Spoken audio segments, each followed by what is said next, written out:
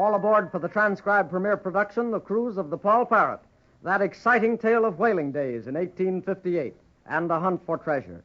Our friends have successfully weathered the eruption of the volcano on secret Galto Island and have captured Ezekiel Kip, the old man who caused them so much trouble. But the volcano tremors started a rock slide which completely covered the site of the diamond mine, which has been the object of the cruise. So Captain Dalton, with Ezra Grange, Sue, and Johnny, and Old Dickon have set sail for Ascension Island in the mid-Atlantic to purchase explosives with which to remove the debris. But before they can make port at Georgetown on the North Shore, Captain Dalton spies through his glass a strange ship at anchor on the west coast and the palatial home of a wealthy family on the island in flames. He immediately springs into action, shouting, Avast! Avast, Mr. Nicholson at the helm. Keep a bow forward until we get close to the shore. Then swing your helm to starboard, or we'll tack down on them and take them by surprise. Can you see any clearer through the glass, Captain? Aye, Dickon. There's flashes of gunfire near the beach at the edge of the clearing. It's mutiny! Mutiny ashore! What do you think's happening, Captain Dalton? As I said, there's a wealthy family of English folks who've come to stay on Ascension Island for their health. They're fine people. I've met them often when making port at Georgetown. Who would set their house on fire, Captain? Well, as I see it, some raider who knows their wealth and the value of the plate and art treasures in their home has anchored his ship offshore and gone into plunder. But, Captain, with the British garrison right around the point of Georgetown, ain't they taking a bloomin' long chance? It's a long chance, matey, a long chance. Aye, Dickon, it is a chance indeed. But some of the bloomin' swabs who sail the seas will stop at nothing. My guess is that they plan to strike quick and weigh anchor before the authorities come overland to investigate the smoke. Gee, and we've spoiled their plans, haven't we, Captain? I hope we have. All hands on deck. Stand by for a skirmish. Privateers to starboard. All hands on deck. Captain Dalton, lend me your glasses, spell, will you? Aye, Mr. Wainwright, but what is it? I think I know that, Buck. Aye, 'tis the very one. The Jigger. As nasty a tramp as ever put out of Boston. Dirk Briscoe's ship. Dirk Briscoe, that sea rat. Blow me down, Captain. Can it be him? It's him, you may lay to that, Captain. Who's Dirk Briscoe, Captain Dalton? He's a trader in copra and pearls and shells, Sue. He's usually in the South Seas. But when his luck is bad, he'll enter some new waters where he's not known and raid whatever he can. That bloody pirate. I've often wanted a chance at him. Are you ready, men? There may be some fighting ahead. You all ready for it? We're all with you. Good, good. Mr. Buscala, Mr. Jowett, have 3 boats let down and be ready to go ashore. Aye, sir. Mr. Nicholson, put her hard to starboard. Bring her up hard by the jigger. Aye, sir. Mr. Wainwright, you take 8 men and board that ship as soon as we get near enough. Aye, Captain. And now 5 men will stay aboard here in case they try any funny business. The rest of the men will follow with me and Buscala and Jowett. Aye, Captain. Aye, sir.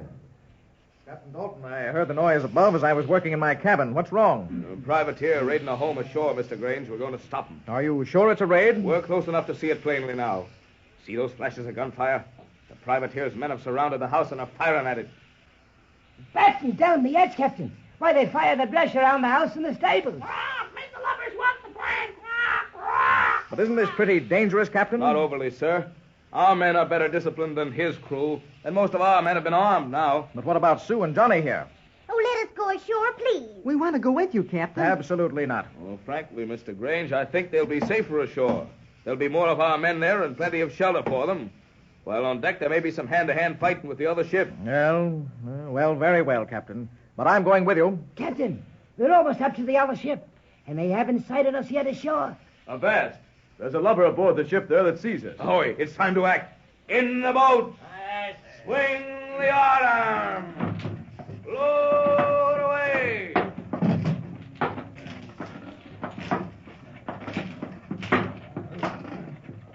Mr. Wainwright, remember, board the jigger as soon as the Paul Parrot gets close enough. Aye, sir. We'll have her in our hands in no time. All right, men. Lean on those oars. Ashore. The bloomin' swabs ashore are so busy firing on that house that they still haven't seen us, Captain. Take them by surprise, matey. Aye. Aye, but men, keep your guns and muskets ready. The moment one of them turns about and sees the Paul Parrot at anchor alongside their own ship, they'll sight us too and possibly start shooting. I'm worried about Sue and Johnny, Captain. Don't worry about us, Mr. Grange. We wouldn't miss being along for anything. Not if we could help it, Ezra. Yes, that's the trouble. You're both always too anxious to be in the middle of things to be safe. Now, as soon as we get ashore, we're going to retire into the trees at the side of the clearing. If there's any shooting, we're going to stay as far away from it as we can. Ezra, Captain Dalton said the leader of these raiders... Dirk Briscoe is his name, Sue. Yes, Dirk Briscoe. Well, the captain said he was a copra trader. What's copra, Ezra? Well, copra is the dried meat of coconuts. You see, they get coconut oil from it, and since there are so many coconut palms in the South Sea Islands, it's one of their most important products, and many ships deal in very little else. Well, I always thought it was the same as cobra, Mr. Grange. Oh, no, Johnny. The cobra is a very poisonous snake that lives in India. We're in the surf. Beach the boats, men. Beach the boats. Blow me down, Captain. Look, they see us. So they do, Dickon. Beach 'em, men. Beach 'em. Why, they're still firing on the house, Captain. Mr. Grange, you take Sue and Johnny and run for cover. All right, come on, Sue. Hurry. I'll take care of it, Captain. Out of the boats, men. We're sighted. Aim your firearms. Cover 'em all. Stop your firing, you blasted swabs. These guns are trained on your backs. Drop your arms and stand up. A blinking surprise attack. You dirty bit of scumwill. I said drop your guns. That's in store for all of you if you don't surrender. Look, Captain, they're not going to surrender without a shot. Drop to the beach, men. When they start firing, you fire. Fire on the swabs, mate! Swabs! Avast there, blast ye, we're outnumbered. We'll lay down arms. Well, look, it's Briscoe himself, Captain. The master bill scum rock! So it is. Cease firing, men. Throw down your arms and advance, you swabs. So, it's Captain Dalton, eh? I don't see as how it's any of your business sailing in here and spoiling our party. You smooth-faced sneaking rat. The Stanhopes are our friends, and you were trying to raid their home here. That's my business, looking out for my own mates. Well, there's no harm done now. I thought a fast little raid might be profitable, exciting, and a bit of recreation for my boys. But since you landed at the wrong time, the upper hand is yours. We retire in defeat and accept your terms. First of all, you lubber, you must restore anything you've carried off. Haven't had time to carry anything off. Just burned one of the stables, that's all. No livestock harm. You're paying for that damage.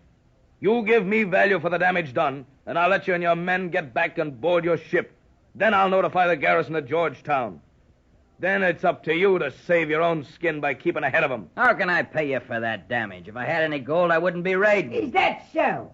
Well, that bag of gold sticking out of your pocket there will cover it nicely, Briscoe. Pieces of eight! Pieces of eight! You can't take this away, blast you. Reefing your sails, lubber, you're caught in a squall. You'll agree to all terms. It seems you're awful sure yourself. How do you know the men I left on my ship haven't taken yours over out there offshore? Look at the pennants flying at the masthead of the Parrot. We've met the enemy and they're ours. That's what they mean. Blast you. All right, Dalton. Here's a bag of gold to pay for the damage of the Stanhope's property. But you'll pay for this, Dalton. Mark you it well. If I have to chase you over the 7 seas from pole to pole, I'll get you in a cove one day and scuttle your bloomin' ship. Scuttle the ship! Scuttle the ship! You talks a little more than I can stand, Briscoe. I'll give you a chance to pay me back right now. What do you mean? Get your men over to the beach near their boats so they can go aboard as soon as this little matter is settled. Men, my men, drop all your arms in a pile here at my feet. Retire to the edge of the clearing. But, Captain, sir, what you planning? Never mind, Dick, and I know what I'm doing. Do as I say.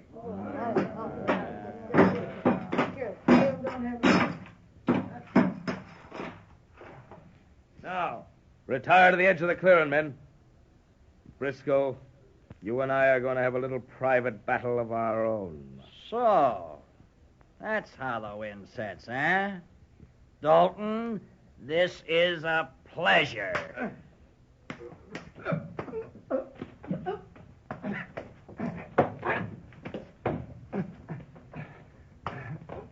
Oh, I hope Captain Dalton doesn't get hurt. Oh, he won't get hurt. He's the strongest man I ever saw. He'll take care of Dirk Briscoe, you bet. I don't like this, though.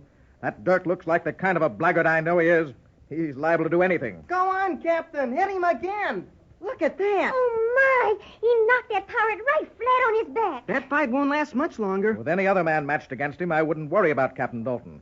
But that villain, he might... Look! They're wrestling all over the ground. They're up on their feet again. Oh, gee, Captain Dalton got hit that time. Captain Dalton, we're with you. Knock him down again. What a blow that was. Briscoe is lying there on the beach. I hope he's had enough. Ezra! Johnny! Look! That parrot has his hand in his shirt. He's going to pull a gun out. I just know it. Captain, look out! Oh, I'm going to tell him. Captain, look out. He's going to shoot you. Sue, come back here. Here, stop her, Johnny. Sue, watch out! Get her. Dalton, you're pretty good. But not good enough to stop this. Oh, Captain Dalton. Captain Dalton, he's going to shoot. Sue, stand aside. Ah! You swine. You shot the girl. Poor, brave little Sue shot. Is she severely hurt? Captain Dalton will take care of Briscoe. You may lay to that. But no matter what happens to the cowardly privateer, it can never make up for any injuries Sue Grange may have received. To find out what our friends are going to do now that this unexpected development has occurred, be sure to listen to the next exciting adventure in the cruise of the Paul Parrot. Your Paul Parrot announcer is Dave.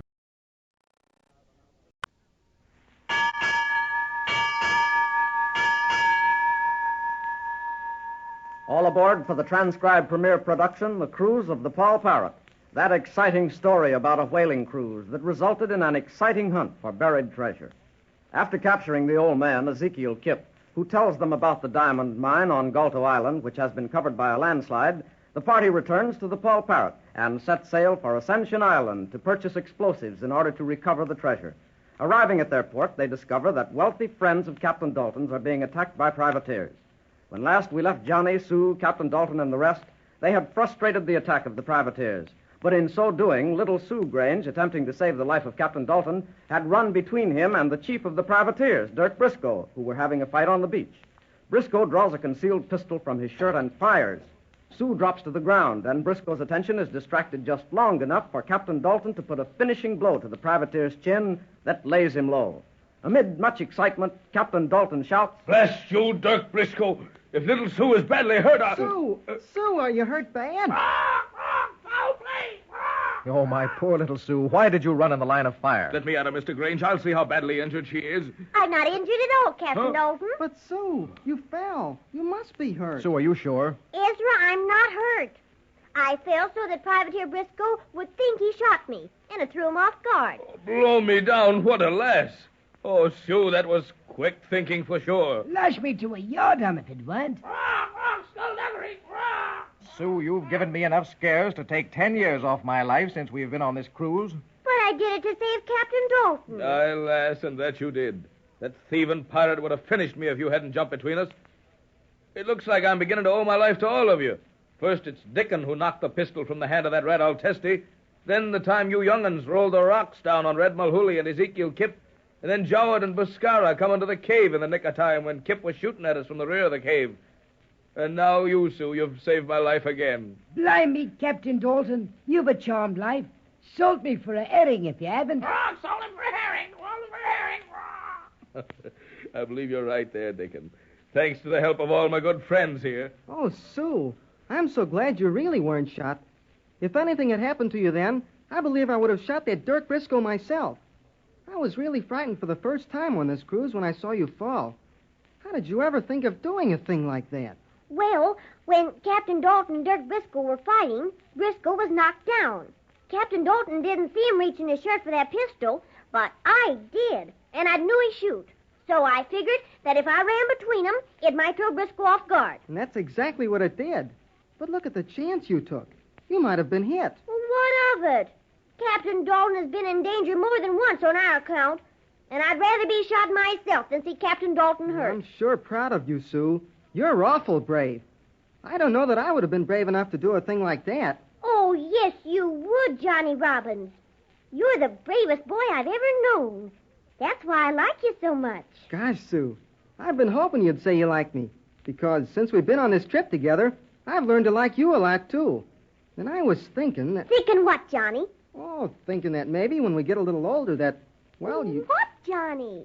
Oh, that maybe we... Avast to port, you young'uns. Sue, Captain Dalton wants us over there. Gosh, why did he have to call us right this minute? Yes, Captain Dalton. We'll be right there. I wonder what he wants. Look, Who is that strange man he's talking to? I don't know. He doesn't look like a privateer. Here, Sue and Johnny. Come here. I want a friend of mine to meet you. This is Mr. Lawrence Stanhope, the owner of the home that privateer Briscoe was trying to raid. Lawrence, this is little Sue, Mr. Grange's sister. This is Johnny Robbins, my cabin boy, whom I've learned to care for as a brother since we've been on this voyage. Brave uns, both of them. How do you do, Mr. Stanhope? How do you do? I'm mighty proud to meet the both of you. Captain Dalton was just telling me how you saved his life a while ago, Miss Sue. That rascal Briscoe, you should have put him in irons, Roy. Where is he, Captain Dalton? Oh, I did as I promised him. 2 of his men carried him away to his boat, and they've set sail. We'll inform the island authorities of their deed. Wainwright's going to take care of that now. Oh, but you shouldn't have let them get away, Captain Dalton. I promised, lad. Rather than take a chance on some of our party being hurt and to save Mr. Stanhope's property, I promised. And in spite of the likes of Dirk Briscoe, I had to keep my promise to him. It's too conscientious you've always been, Roy, for your own good.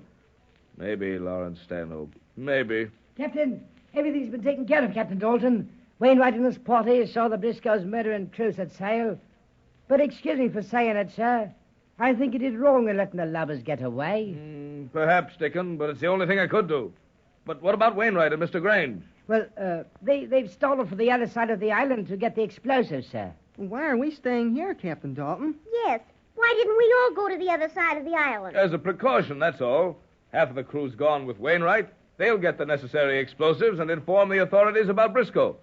And we're staying here with the rest of the crew to see that Briscoe and his cutthroats don't come back this way. That's mighty white of you, Roy, old friend. I don't know how I'll ever be able to repay you for this. Oh, it's nothing, Lawrence. The sight of such a friend as you is payment enough. It's been years since I've seen you. You know, I've often wondered where your sails were set, Roy. Oh, but see here, old man, we're wasting time. All of you must come to the house, as my family will be most happy to meet you, all of you. And it's happy we'll all be to meet them. Blow me down if we won't. Well, come along, then. Go ahead of us, Miss Sue and Johnny. We'll go right to the house. We've succeeded in putting out the fire in the stable those brigands started, and fortunately they didn't get the chance to fire the house. What are we going to do, Captain Dalton? Well, as Mr. Stanhope said, we'll all go to his house and stay there for a while. That is, you 2 young uns, Dickon and myself, until Mr. Grange and the crew get back with the explosives. The rest of the crew will remain on the lookout to see that Briscoe doesn't return. And while you're here, I'll see that you all get some good English cooking. I dare say you could stand a bit of it after some of the things you've all been through, eating board ship and the like. Oh, but Lawrence, won't this be too much trouble? Oh, not at all, old man. Mrs. Stanhope wouldn't think of anything else. Then what will we do, Captain Dalton? Well, when Mr. Grange and the men return with the explosives, we'll set sail for Galto again. You know, I've an idea the sooner we return, the better it'll be. Captain Dalton, I agrees with you. What with Kip, our captive, and Red Mulhooley out of the way, we should have smooth sailing ahead. All that remains is to recover the diamonds in the mine on Galto Island and then set sail for home. Aye. Let's hope it'll be smooth sailing, as you say. But suppose we should have more trouble with Dirk Briscoe and his privateers. Yes, and there's no telling what they'll try if they get away safely. There is something in what you say, Johnny and Sue, but I don't think we'll hear from them again. Well, I hopes you're right, Captain Dalton. Save the lubber!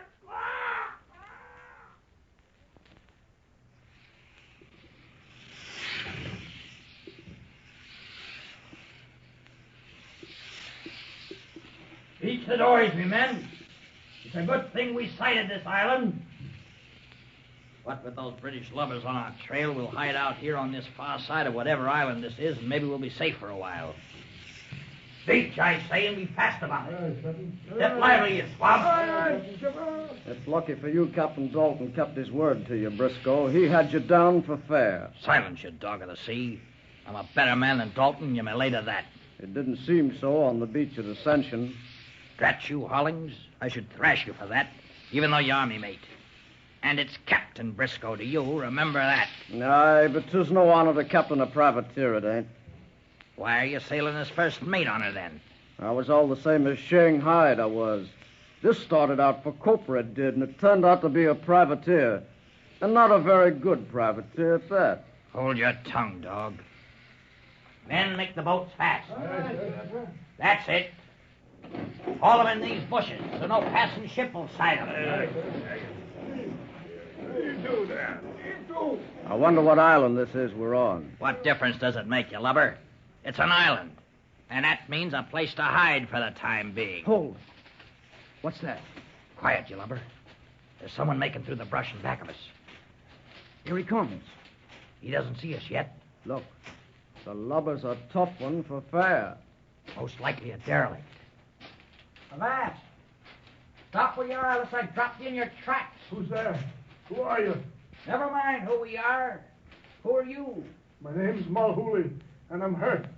Got caught in the wake of a bloomin' volcano. Mulhooley? Red Mulhooley? What's that? How do you know they calls me Red? Because I know you, Red Mulhooley. That's why. But I don't know you. Who are you? Take a good look, Red Mulhooley, and try to remember. Stayed in me rigging. Dirk Briscoe. Aye, Dirk Briscoe. The same Dirk Briscoe you knifed in the back many years ago at Singapore. Aye, Dirk Briscoe. But them was many years ago. It was your life or mine. Besides, I tell you, I'm hurt bad. You wouldn't take advantage of an injured man. Maybe. Maybe not. That remains to be seen. What are you doing on this bloomin' island? Listen, Briscoe. I'll make you a proposition. What kind of a proposition, dog? Listen, let bygones be bygones, and I'll show you a fortune. Sounds interesting. Go on. First off, you gotta say we're partners from now on. If there's a fortune in the wind, I'd go in partnership with a rat. Go on, I say. Do you know what island this is? No. Galto Island. Do you know what's on this island? Get to the point, you bilge scum, before I capsize your hulk. Diamonds. What's that? Diamonds. A world of them. But they're covered up by a landslide, and we'd have to blast to get at them. I've got explosives on board. That's easy. Who owns them? The people I sail here with. Ezra Grange and Captain Dalton. Dalton? Roy Dalton? Aye. Do you know him? Do I know him? I'll say I know the worm. You says he owns this swag of diamonds? Well, the man he sails for does. It's all the same. Mulhooley, I'm going to forget our old grievances. That's talking, Briscoe. I knew you would. But for only one reason, Red Mulhooley. What's that, Briscoe? Because there's one sailor I hate worse than you, and that sailor is Roy Dalton. I'll show him he can't fool with Dirk Briscoe's affairs. The meddling dog. Diamonds, eh? So that's why Dalton was at Ascension Island, for explosives to blast his mine, eh? Well, when he gets back here, there won't be any diamond mine left to blast. And Dirk Briscoe will be a rich sailor. Diamonds, eh? So, Dirk Briscoe and Red Mulhooley have teamed up to outdo Captain Dalton. Well, Mulhooley wasn't killed after all when Kip's cabin burned and collapsed. Captain Dalton, Ezra Grange, Johnny and Sue, and the rest of our friends think they have easy sailing ahead. But what's going to happen when they return to Galto Island? Will Briscoe and Red Mulhooley succeed in blasting the diamonds and getting away before they return? We'll just have to wait and find out when it's time to listen to the next exciting adventure in the cruise of the Paul Parrot. Your Paul Parrot announcer is Dave Ward saying goodbye.